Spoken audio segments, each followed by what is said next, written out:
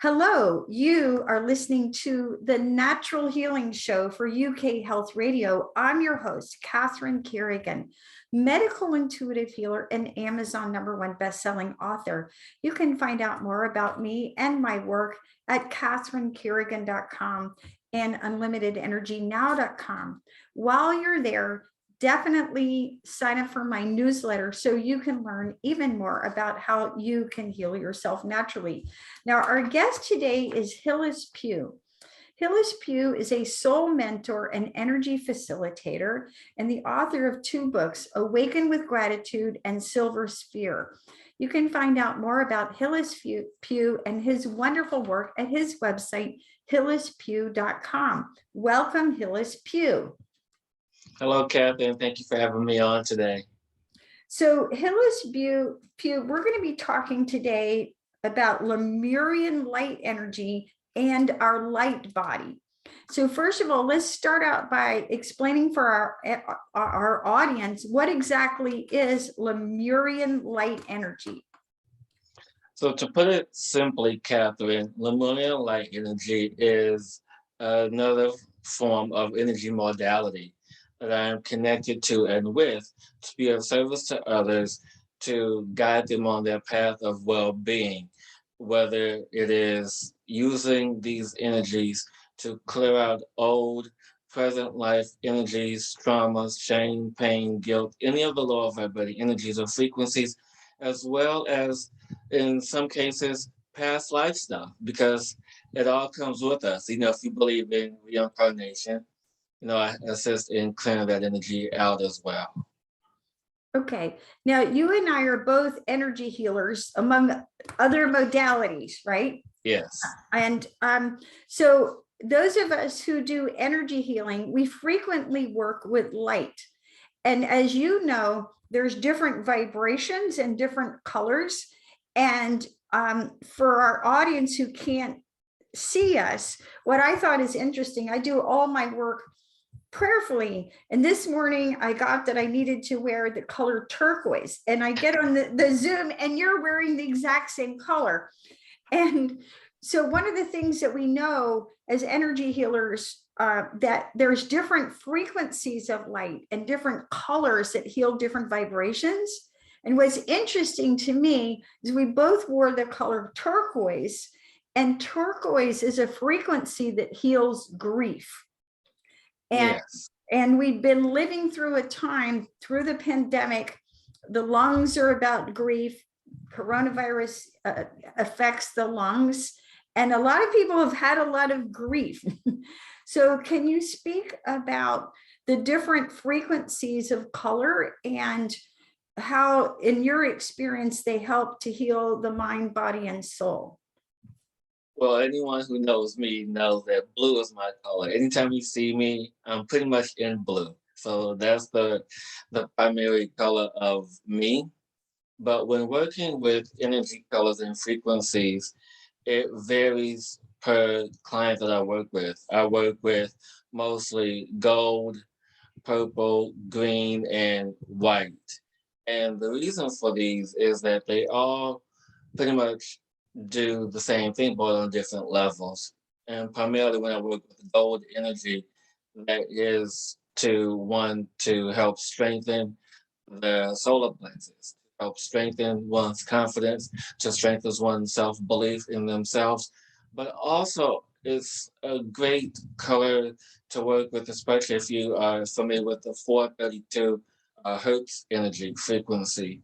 And so that color is predominantly general speaking in healing of all levels of the mental body, the energy body, the mental body, the emotional body. It works on all levels. And so it is in that in which when clients work with me, that's one of the first energies that I utilize to be of service to them. Okay, so in my experience, again, not that I know anything, but gold is actually the highest frequency of the aura. Yes. And when I'm using gold, again, it's like the highest frequency, and it's also a frequency of transformation. And you mentioned yellow, also known as gold, for the third chakra, our solar plexus chakra, the center for our psychic feeling, right?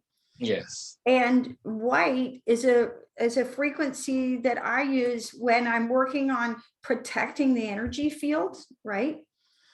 Okay, so I use white for protecting the energy field, and blue is believe it or not, a color of healing. Many people think of green as a color of healing, and all the colors can be healing. Green associated, of course, with our heart chakra, but Yes. blue specifically, and it's sort of a light turquoise blue, is a color of healing. But and purple is a seventh chakra color. It is associated with our spirituality, right? But again, going back to what I was saying, turquoise, that frequency of blue actually clears grief. Yes. It clears grief, and it also assists in us regaining our voice, and us in allowing us to speak our truth and taking verbal action to allow for that to really manifest in ways that we couldn't think before. Because when we think of manifesting, when we think of really stepping into that energy, it is us utilizing the most powerful tool, which is our voice, to articulate what it is that we have to move forward. And you talk about grief, and the best way to express or articulate this is with words and with the feeling of the emotions that is being felt. And to really honoring the grief or honoring what it is that you wish to detach from to move forward in stepping into one's power. Yes, and blue is the color of our fifth chakra, which is the center of our clairaudience, which is where we hear with our soul. So, yes. Yes. At any rate, I think it's quite, going back to what I was saying, it's quite interesting to me that I get on Zoom and we're both wearing turquoise. So there must be something about our conversation today that will help people clear grief. Yes. Now, which brings me to our next question. Many people have heard of their light body. What is our light body? Well, not to get this confused with what some people call the energy body. These are two totally different things. So the energy body is sometimes often referred to as the soul, or sometimes referred to as a physical reflection of who we are.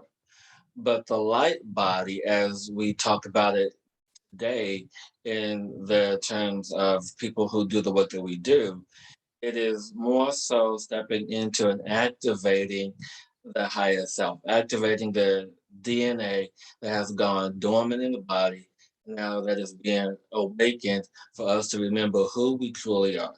And this light body is the higher self realized in physical form. Great explanation. Mhm. My simple way of describing the light body is the radiance of your soul, right?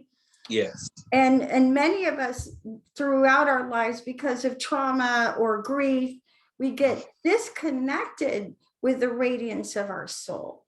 And when it's my experience that when we are aware of the radiance of our soul, first of all, it's always there, it never goes away.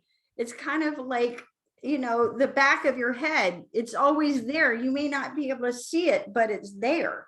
Yeah.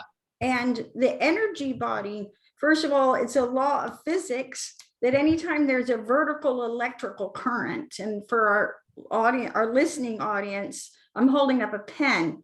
So it's a law of physics that anytime there's a vertical electrical current, there's a magnetic field perpendicular to that. Us energy healers refer to that as your aura or your energy field. And it's all the way around you, right?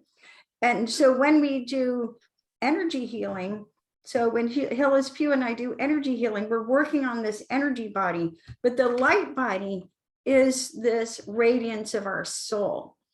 So what does it mean to activate our light body? Well, I'm glad you asked that. And so it is in this very important time, especially in the past 2 years, it's been really heightened, but this originally started back in 2012 with the understanding of our light body. And the importance of activating it is really understanding who we are on a soul level, because as you talked about the energy body, but the light body is a clearer connection to your soul and to creator's energy. And as you allow yourself to be open to receive this energy, you then can truly understand your purpose, your presence, your being here, and then be allowed to be free from all the trauma, the pain, the grief, the suffering that you've endured up until this point in your life. Yeah. Now, Hillis Pugh, I'm sure you and I would both agree that our light body is always there. It doesn't go away. But Yes. there are things and events in our lives that happen that can make us disconnect or lose our awareness or connection to our light body. In your professional experience, what causes a person to disconnect from their light body? No, and I'll just speak of this in regards to a personal experience that happened with me. I oh geez, has to been over a decade now, over 10 years, probably close to 15 years now when I first was stepping into my abilities of my audience and being aware of other energies and beings around me. And so it was this one instance, there was a spirit in my space, and I was unknown, very new to this energy, and I was so freaked out, so scared. I didn't know what to do. I was just losing my mind, and I ran out of my apartment, walking down the street, and I hear all these voices coming in at me. I'm like, these are not my voices. This isn't who I am. What is this? And so it was my clear audience and my empathy, my telepathy turning on at this time. And I got so scared that I inadvertently turned it off because of my fear of what this is. And typically, when we are not supported and our belief of our abilities, or if there's the energy of fear impeding on the growth of our abilities, they get turned off. And so we have to go through the process of reactivating them. Okay, great story. And since you shared a personal story, I will share a personal story also. And this is a good one because I think it'll help people really understand. So when I was a student at Brown University, I studied art history and I had all these friends who are artists. Well, one of my friends asked to paint my portrait. And I wish I still had this portrait of me at this time because it was actually very profound. And I remember the first time I saw it, I didn't like it. And looking back, and I totally get it. But anyway, she painted this portrait of me as this beautiful, bright little being, completely surrounded by darkness. Mm. And it was like the darkness was literally all black. And then I was all these bright, shiny little colors. And then the darkness was sort of dripping on me. And at the time, I was experiencing severe depression, which a lot of our audience may have experienced. And I think that image of darkness surrounding our brightness is a really good metaphor for what happens to a lot of us, where we are these bright little beings, but the darkness of the world, the tragedy, the grief, and the sorrow of the world can literally weigh us down, making it difficult for us to radiate from our soul. So any comments about that and your experience in working with people? You know, everyone has, let me rephrase that. We come into this world as bright light beings with the understanding of where we come from. But it is through the process of learning how to navigate and live in this world of this planet we call Earth that allows us to create this energy of separation and the what you call dark energy or lower vibrating energy to seep in, which then becomes around us, and sometimes it makes it feel like we are suffocating, that we feel depressed or lost. It is in that energy that we allow ourselves to have these disembodied experiences, these experiences of disassociation with life.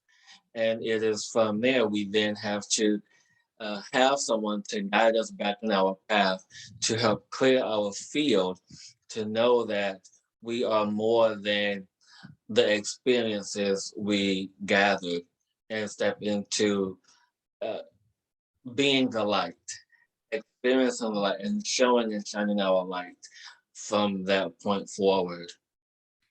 Great explanation. And I contrast this because I remember, and it's probably been like 20 years ago now, because I'm 63 at the time of this recording, someone took a photograph of my aura, and it was completely clear.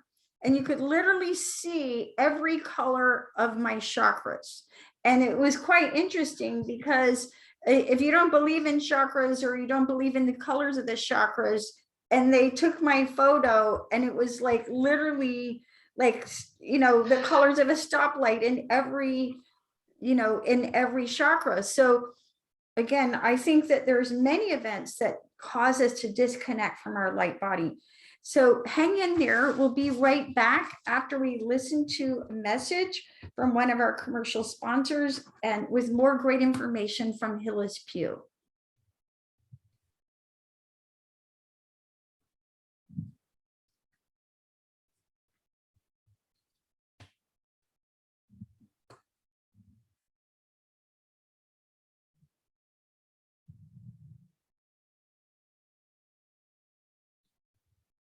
So Hillis Pugh, soul mentor and energy field facilitator and author, in your work, you empower people to activate their light body. What does that mean to activate our light body, and how do you do it? Well, this is a lengthy process because you just can't go in and activate the light body. I mean, you probably can, but there's all this other stuff in tow that comes with it. So what I do with everyone is a process to clear the field in a few sessions, in multiple sessions, to make sure that all the gunk is cleared out. And so as we move through the process of clearing out what is needed to activate this energy, then we clear out the energy. But before we even get to activating the light body, I do also soul retrieval in the process. And this is very key and very important because most people may not understand or know what soul retrieval is. We're going to come back to that. What is soul retrieval? But let's stick with activating our light body. So what I'm hearing is you clear the field, right? Yes. Mm-hmm. And then after the energy field is cleared, and then after we do the soul retrieval activation part, we then have a whole nother session to where I bring in certain energies, helpers, guides, their teams, my teams. All of this help to activate the light body, which is turning on energies in the physical body, cell, DNA, organs, turning on certain aspects and what was once hidden but now seen. And then from there, we go through the process of me checking in, making sure everything is okay, and just allowing them to rise up to their full potential. Now, you talked about keeping our energy field clear. And I have to tell a story because I did a session a couple of months ago, and I worked with this gentleman, and he was really angry because he'd worked with a number of energy healers, and then he had a session with me, and he was really angry at me. And I said, look, you're not keeping your field clear. This would be kind of like you hire the professional cleaners, and they come in and they do the deep clean and they do all they do. And then you go in and have a party and make a big mess. And I said to him, it's you're not keeping your field clear. And I explained to him different activities that he could do to keep his field clear. Yeah. So how can we keep our energy field clear? Well, this is different for a lot of people. And when working with clients, I find things that resonate with them personally, whether it is me assigning them homework to help keep the initial energy clear, but then thereafter, whether it's meditation, whether if it's stopping old habits, that aren't serving them anymore, making sure that they're getting plenty of rest, just checking in with them to see what are the best ways for them, whether it's particular breathing exercises or certain meditations, just simple things for us to be aware of and to be aware of our triggers. And then if something is triggering you, then what's the best way to eliminate that trigger or to shift it in a way where it's not affecting you anymore? So everything that I do with my clients is not a one answer or one size fits all situation. Always understanding their particular needs and applying something that's best for them. Right. And I agree with you that there are individual suggestions, but there's also Yes. general suggestions. So here's a big one. Do not take illegal drugs. Right? Yes. Yes, exactly. So I'll tell this story. I remember years ago, I taught a class teaching my clients how to see their own aura. And I had everyone, get large pieces of paper and draw it. And I'll never forget, one of the people in the class drew this huge cloud over his head. Well, he had stopped doing what I referred to as stupid drugs. Although here we are at the Natural Healing Show, and in general, I'm for natural healing as much as possible.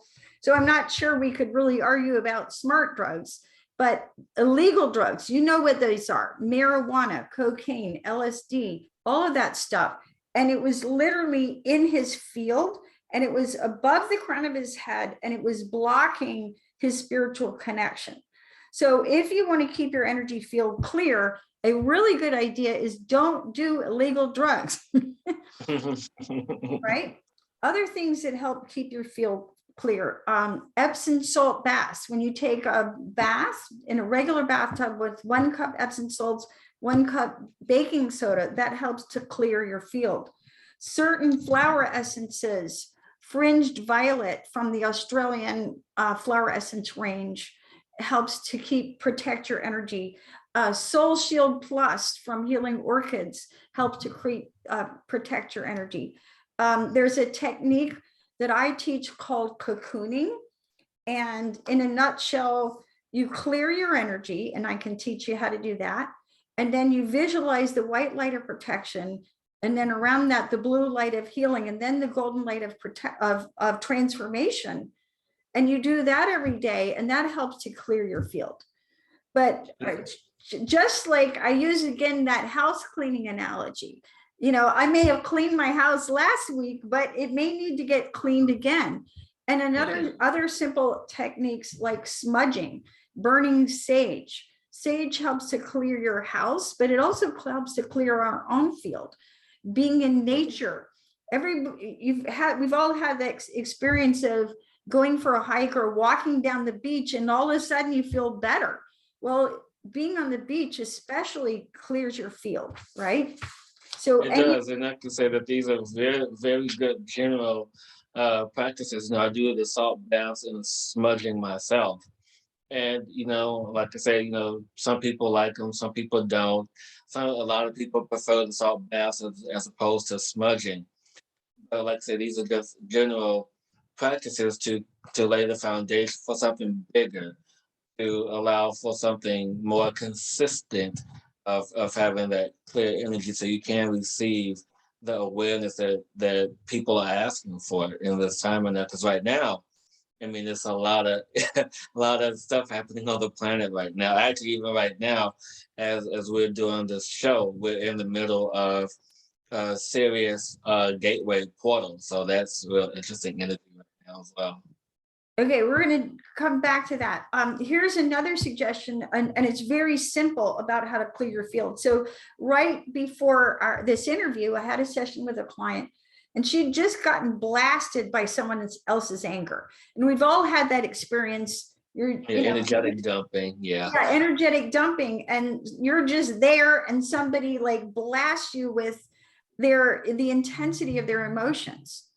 And so or even if it's not super intense, super sensitive people can pick up on that. So what I do is I rub my hands together, I gather chi, and then I pass them over my head 3 times, and I set my energy to clear my energy. I clear my energy completely. And the analogy I always give is kind of, again, using the house cleaning analogy. Let's say you want to vacuum and you think, my house isn't that dirty. And then you vacuum, it's like, oh my God, who knew there was all this dust? And a lot of times you don't even realize that you need to clear your energy. But when you need to, like right now, I'm clearing my energy, and my energy is actually pretty clear. But when you do need to clear it, you're going to feel this tremendous tingling. So Hillis Pugh, you're an energy healer. What do you do to keep your own energy clear?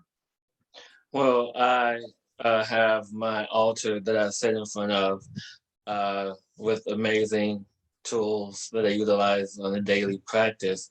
I just sit and talk to my guides, and they assist me in clearing my field. So I pretty much work with my own energy, if I need to. Sometimes I take a salt bath, sometimes I do smudging, but primarily it is through meditation that I keep my energy clear, because there it is in the space of me allowing to have a higher focus and a clearer connection to have my energy to be clear. And it's a sacred space, sacred energy for me to do so. That's beautiful. Yes. And spiritual connection really helps. And a good way here's a simple way to know whether your field needs to be cleared. If you're feeling fine, frustrated, insecure, neurotic, and emotional, if you're feeling frustrated, insecure, neurotic, and emotional, if you're feeling fine, then your field needs to be cleared. Wouldn't you agree? And we all get that way sometimes, right? Yeah, we do. But then we also have people who are very sensitive and very open, a lot of empaths who are unaware and really how to control or navigate their energies. And so sometimes people who are feeling the emotions you just listed, it could also be feeling or connected to the collective energy or energies that may not be so far away. And so people who are in that energetic space that is open, my recommendation is to always ask, is this my energy or is it someone else's? Yes. And when you ask that energy, you get the answers and you get the clarity that you are seeking to have a better connection, a better relationship. Yeah, you and I have so much in common. I asked the same question in a different way. Is this me or is this Memorex? I love that. I know. I have a client and she's very close to her husband, and a lot of times she does his emotions, and it's like, is this me or is this Memorex, right? Yeah. And many of our listeners may be thinking, yeah, I'm picking up the energy of my husband, my wife, my daughter, my son, and you're here to do you. So Hillis Pugh, let's go back to our discussion of our light body. So, and we've been talking about activating our light body, which includes clearing your field and then awakening energy centers in our body. How is this different from other energy healing modalities? Well, it's different in the way that I perform it. Everyone has a different way of doing it. Everyone is different. I mean, there's no one way to do it. So let's just get that clear. But how I do it is when I connect to the energies, and yes, I'm one of 15, well, probably like 20 now on the planet of Lemurian Light Energy workers on the planet that's certified to connect to this energy. And yes, it is energy of Lemuria, but it's also the energy of Sirius A, B, and C that I'm connected to when I transmit this energy. And this energy that I utilize is not just galactic energy, also planetary energy, elemental energy, radio waves, microwaves, any and all energies that I utilize and able to transmute and connect to. After we go through the process of clearing the fields of the inner child, the adolescent, and adult, as we go through and clear out those stages of energy, we then have to call in the soul fragments, which is energy pieces that have been left in other dimensions, astral plane when we sleep, and even in with other people that we have connected with. And sometimes the other people's energies can be imprinted on us. So in the process of soul retrieval, we go through the process of clearing, letting go, freeing the imprinted energies, thoughts, ideas, thought patterns, beliefs, all of that energy that's not us. So after we go through that process, we then can call in the creative light, the creative love to go in and to activate these energies. And most of this is done through light language and symbols that I am connected with and utilize in a session with the client. Very similar to Reiki, because Reiki uses symbols as well. They're Yes. similar but different. And the way that I explain soul fragments, I talk about your car. So for example, I remember one day my car was parked someplace and a friend of mine's like, "You're missing a hubcap." And I'm like, "I am." We've all had that. I was like, and I don't even remember when I lost the hubcap, right? And so sometimes you're driving down the road and you lose a windshield wiper or an antenna or a hubcap or all kinds of things. So there are many traumas that we experience in life that in order to survive them, we let go of different parts of ourselves, right? Indeed. Yes. Now, with that, let's take another commercial break and listen to a message from our commercial sponsors, and we'll hear more from the wonderful Hillis Pugh.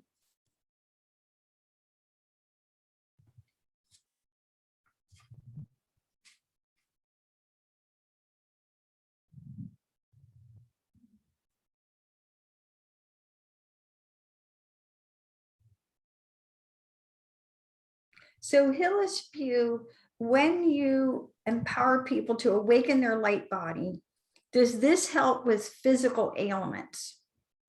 Oh, indeed, it does. I mean, I have a client that I've been working with for a while who has MS, and a client who I've been working with that has chronic fatigue syndrome. And the reason why the energy work that I do works so well is because we find the root core of this trauma, not the symptoms. I follow the symptoms down the path to the root issue. And most of this has occurred in one's childhood, maybe adolescence, but most of it's in the childhood aspect. And once we figure it out, the client and I, we go and understand the traumatic event that caused this physical ailment, whether it's, the chronic fatigue or if it's the MS, the trigger of that, we then clear that out and to allow for us to understand, okay, so this happened, and this happened. And once it's all gone, we then can supplement that with energy sessions and possibly with other tools to be of service to them, to be free from the physical element that has been in the energy field since they were a child. And I agree with you, Hillis Pugh. In my experience working with chronic fatigue syndrome, fibromyalgia, and MS, all of those syndromes include, as part of their disease or imbalance, is a very congested energy field, right? Oh, yes. And if I could give a visual for our audience, I remember years ago, I worked once a week with a lady who had chronic fatigue, and her energy field, if you know the comic strip Peanuts. There's a Yes. character Pigpen, and Pigpen like lives in a cloud of dust. And that's what chronic fatigue and fibromyalgia people look like energetically. They're living in a cloud of dust. And it's Yes. basically their unresolved emotional baggage, right? Yes. Right? But, Which, go ahead. no, but to take it one step deeper, the way that I do it is I understand not also the circulatory system, but also understand the meridian system, all the pressure points in the body. Because if the meridian system is not working at its optimal space, I then assist the client in clearing out that space as well, because that's where a lot of the issues arise from, because the blockage in our meridian systems, because that's the bridge, if you will, between, that's the bridge in the body between the physical and the energetic space. Right. And for our audience, I'm going to give you a little, I'm going to back up a little bit. And this is my understanding, 29 years full-time in natural healing. So you are a soul having a physical experience.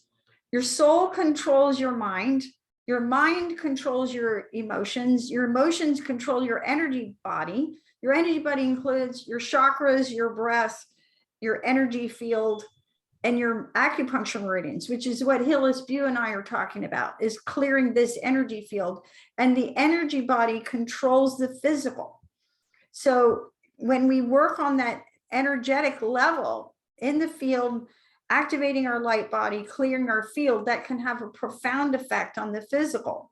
Which brings me to my next question, Hillis Pugh. In your professional experience, what is the pain body? The pain body is the space where we carry all the trauma. Yeah. It is the space where we carry everything that we don't want to deal with anymore in our life. I mean, anything that we wish to discard, it goes there. Anything that we wish not to experience, we just have it in that space. Yes.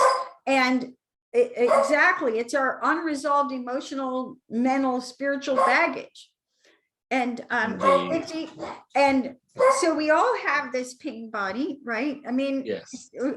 Okay, and it's the pain body itself, in my experience, that that again, just like that portrait of me in college, you know, I was this bright little being with all this darkness around me. That's that pain body can prevent us from awakening the radiance of our soul, right? It is. It's like a anchor, if you will. It anchors us into our abuse. It anchors us into our traumatic events. It anchors us to these energies, and then we step into the energy of believing that that is who we are. You know, and in this moment, I'm being reminded, and to share this personal story.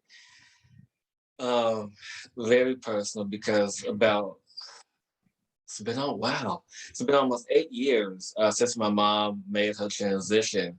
And I understood that my mom was suffering, into living in grief, and everything that she was living in with. But it wasn't until I had to go back and start cleaning the house, and I found one of her journals, and just reminded me of how much someone could be suffering, and we don't even know how much pain that one person is in. And it's, you just don't know. And so when we don't ask for help, when we just allow ourselves to live in that suffering, it becomes our identity. And so with us living in that suffering as our identity, we become lost. And in this space of being lost, we're reaching out or lashing out for help, not knowing how to receive it. So if you are one who is in this space of suffering, whether it's inflicted by others or self-inflicted, just step back for a moment and to see how is best that you can receive. As I mean, personally, I've worked with a lot of trauma abuse people, worked with people who have suffered from PTSD, worked with a lot of people who have been sexually abused as children. I mean, in itself weighs a lot on a person, not knowing who can I talk to about this, who can I trust to share my secret with, because there's a lot of shame behind all of that. And knowing, especially you're a parent and you're living with this dark secret and you want to get it off your chest, but you don't know how, but instead you just hide it and you hide yourself. And so now is the time of not to hide anymore, because there's people out here that can help.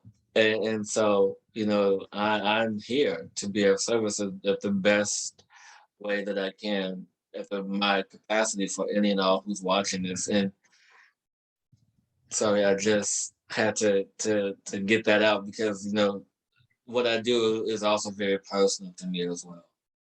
Very profound message. Now, Hillis Pugh, I know you've been doing your wonderful work for a long time. Have you recently had any aha moments? You know, during this time, there's always going to be a moment to where there's going to be something new that is revealed to me. And, if 10, 20 years ago when I was writing poetry, if someone told me I was going to be a healer, actually someone told me that I'm going to be a healer, I'm like, no, you're kidding. There's no way I'm going to be a healer. I'm a writer. I write poetry. I write with my hands and I heal. I'm going to heal people with my words. It's like, no, you're going to be a healer. And so I never would have thought that I would be on this path. And one of my latest aha moments is me doing light language, actually. Translating light language that I hear from other people, from other peers, writing and creating my own symbols to be of service to my clients, and doing personal symbols for them as well. And just really utilizing the full capabilities that I've been given thus far in my life. And so I'm just happy that these moments that I allow myself to receive these symbols, to receive this light language, to receive these light codes to help others. I mean, it's it brings me so much joy. So, Hillis Pugh, what is light language? So there are a few definitions around this. So anyone can look this up and really get the Google definition. But how I define light language is more of a frequency. And so whether because there are people who dance light language, in movement, there are people who articulate, speak light language, which I am one. I'm not fluent in light language yet, but I'm getting there. There are people who draw light language, such as myself and other people, but there are other people who do these elaborate art pieces.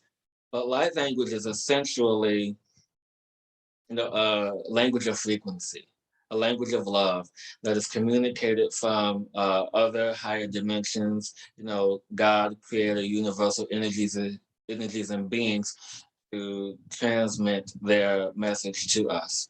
And so, for example, a good example of this, I'm not sure if anyone is old enough to even remember this, but to put it in layman's terms, it was the mission was, it was a space mission. Oh, I can't remember what it was, but it was a space mission where there was a record sent out into space, and it was just you remember but I can't remember the name of it. I don't know, but it's just this where they would send this audio out into space, hoping that other life forms would connect with it, and so to them, they hear it. It's a foreign language, but to us, it's who we are. And so it's kind of like the opposite of that. Light language sounds foreign to a lot of people. So this is why when I speak of it, that's why I was talking about speak of it in frequency and in vibration, because that's the communication that we're moving into on the planet, is in that vibration. Well, one of the things that we talk about here at the Natural Healing Show is that all disease, all illness is slowed down vibration. And again, just think about when you have a cold and you can barely get off the couch. It's slowed down vibration, and healing happens in high frequencies, right? And when you shift the vibrations, I have people walk into my healing room and they're like, I feel better just being here with the orchids and looking out over the trees, and it's a very peaceful environment. So this is what we're talking about with energy healing.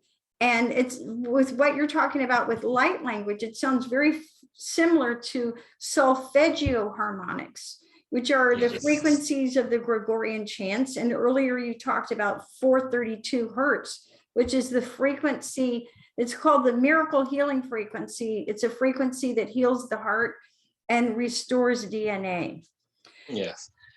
And actually, I've been listening to a lot of 40 hertz as well, which is really intense. It's not for the faint of heart. 40 hertz. Okay. I have not heard 40 hertz. Yeah, 40 hertz is more like a gamma frequency. It's really low in resonance. Yes. So it really helps to open up the mind, open up the brain, open up other neuron pathways in the brain, and then also move down into the heart space, because that's where the neurons are, the neuron pathways, as it travels up and down the vagus nerve of the body.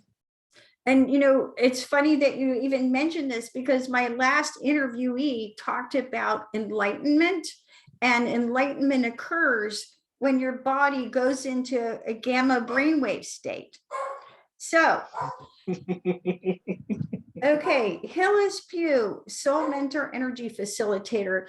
You've been listening to the Natural Healing Show for UK Health Radio. I'm your host, Catherine Carrigan, medical intuitive healer, Amazon #1 bestselling author. You can find out more about me and my work at catherinecarrigan.com and unlimitedenergynow.com. While you're there, definitely sign up for my newsletter so you can learn even more about how you can heal yourself naturally. We've been listening today to the wonderful Hillis Pugh, Soul Mentor, Energy Facilitator, author, and you can find out more about Hillis Pugh and his wonderful work at his website, hillispugh.com. And remember, when you keep your energy field clear and you remember who you are as a soul, you awaken your light body and you heal yourself naturally. Thanks so much for listening, and we'll see you next time.